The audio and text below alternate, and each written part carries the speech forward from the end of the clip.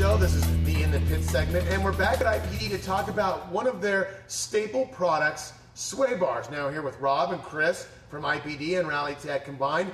Now, tell us a little bit about how Sway Bars can both work with a vehicle and how they can improve the ride and drive. Well, a sway bar in a vehicle controls the side-to-side motion of the car, what's mostly called body roll. So as you increase the diameter of the sway bar in the front and the rear, there's a critical balance that has to occur to keep the car neutral and drivable. And we really focus on putting time and effort into making that balance as well suited to the customer's driving needs without sacrificing any safety. Well, as Rob touched on earlier, IPD, what they want to do is they want to ultimately get the car to act as neutral as possible. Volvo being mostly front-wheel drive cars, even though they have a line of all-wheel drive, these cars are front-wheel drive, especially the one that we're looking at today. And what they will do is they kind of contribute to a lot of understeer, which is pushing, as you will, into a corner. Especially in wet conditions, when you try and put power down to the ground, the car is going to want to tend to push the front end through the corner instead of actually driving through it. So what we try and do is create a sway bar, usually in the rear. We do have front and rear kits, but in this application, it's just a rear bar only.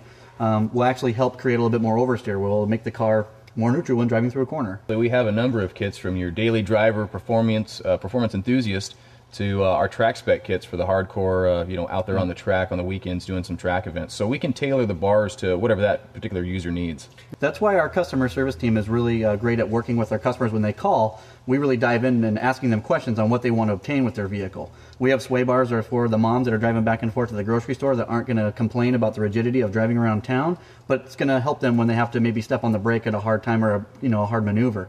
But then we also have sway bars with the guys that do nothing but track days all day long. Probably not the best for everyday driving conditions, but it's going to help them out to the best performance possible when they're on the track. Okay, now I see you're holding a stock unit in your hand there.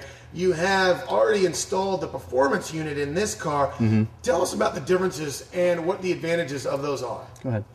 Well, this particular bar is a factory bar, and it is a solid bar.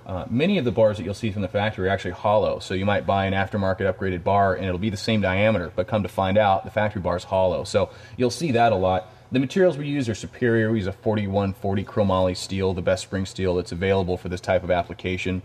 We upgrade the rubber vulcanized bushings to the polyurethane bushings with a high-performance lubricant, larger saddle brackets to help really hold those bushings down, and it all just works in concert and harmony for the best possible product. Many of the bars that are available in the aftermarket are powder coated, which leaves a very slick finish to it. Yep. Our bars we do is zinc plating, and the reason we do that is it leaves a little bit of texture to the bar, which allows the grease to sit in that texture in the way water would sit in a sponge. So even though on some cars you might grease them up and have to redo it again 6 months later because of squeaks, you won't find that so much so with a zinc type bar. Yep. And you also talked about the material you make the bar of. What is the advantage there? I would say that it has to be just the stiffness of the material itself. The stiffness in the material is certainly part of it. It's got better heat cycling, longer durability.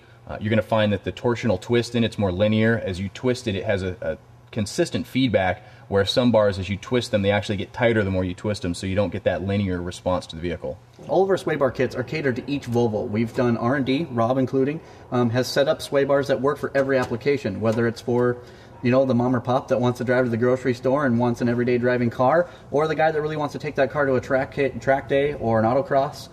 So we have different variations that we're going to be able to help you out with. And it's for just about any model, all the way back to a 122 or a P1800, all the way up to a brand new S40. Yes, exactly. Okay. Now, Rob, you talked a little bit about the differences and some of the materials. Give us a quick overlay of that.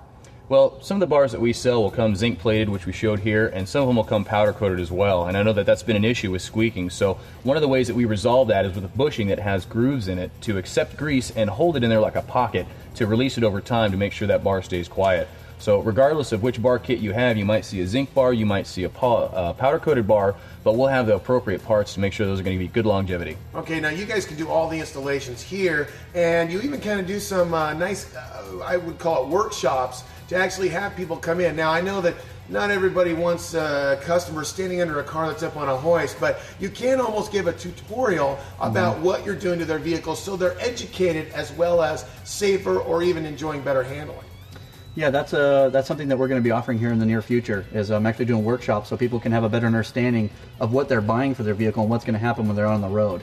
And also getting them more familiar with the kind of money that they're spending on these items so they know that it's actually going to work for them. Thanks for coming by. That's been the In the Pits segment here for the Fuel Show. I'm Dennis. Thanks one more time for the guys from IPD for coming by. Thanks, Dennis. That's In the Pits. Thanks for watching this week's Fuel. We're here every Sunday at 12:30 on Portland CW. Please join us. On next week's show, we're going to have another two behind the wheels. We're going to take a look at the Lexus GS 450h and also the Honda Accord EX, which is a V6. We'll also be in the pits again. And don't forget, fuel is nitrous for your mind.